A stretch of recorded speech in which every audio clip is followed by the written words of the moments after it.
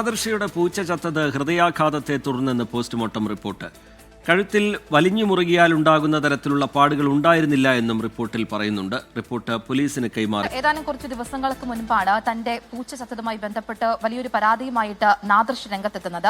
ആദ്യം അത് പാലാരിവട്ടം പോലീസ് സ്റ്റേഷനിൽ പരാതി നൽകുന്നു. പിന്നീട് നാദർശ് തന്നെ ഫേസ്ബുക്കിലൂടെ തന്റെ പരാതിയുമായിട്ട് മുന്നോട്ട് വരികയായിരുന്നു. ഇതിനെ തുടർന്നാണ് പോലീസ് അതിന്റെ അന്വേഷണം ഊർജിതമാക്കുന്നത്. നാദർശിയുടെ പരാതി ഈ പെറ്റ് ഷോപ്പിനെതിരെയായിരുന്നു. വലിയ തരത്തിലുള്ള പരാതി നാദർശ് ഉന്നയിക്കുന്നത് ഈ പെറ്റ് ഷോപ്പിലുണ്ടായിരുന്ന ആളുകൾ, അത് ഡോക്ടർമാർ സ്ഥലത്തുണ്ടായിരുന്നില്ല എന്നും കഴുത്തിൽ ചരടിട്ട് വലിക്കുകയായിരുന്നുവെന്നുമാണ് നാദർശ് പരാതിയിൽ പറഞ്ഞിട്ടുണ്ടായിരുന്നത്. ഇതിലാണിപ്പോൾ ഈ പൂച്ചയുടെ പോസ്റ്റ്മോർട്ടം റിപ്പോർട്ട് പുറത്തു വന്നിരിക്കുന്നത്. അതിൽ പറയുന്നത് പൂച്ചയുടെ മരണം നേരത്തെ ഉണ്ടായ അസുഖങ്ങളെ തുടർന്നാണ്. മരണം ഹൃദയാഘാതം മൂലമെന്നാണ് പോസ്റ്റ്മോർട്ടം റിപ്പോർട്ട് പറയുന്നത്.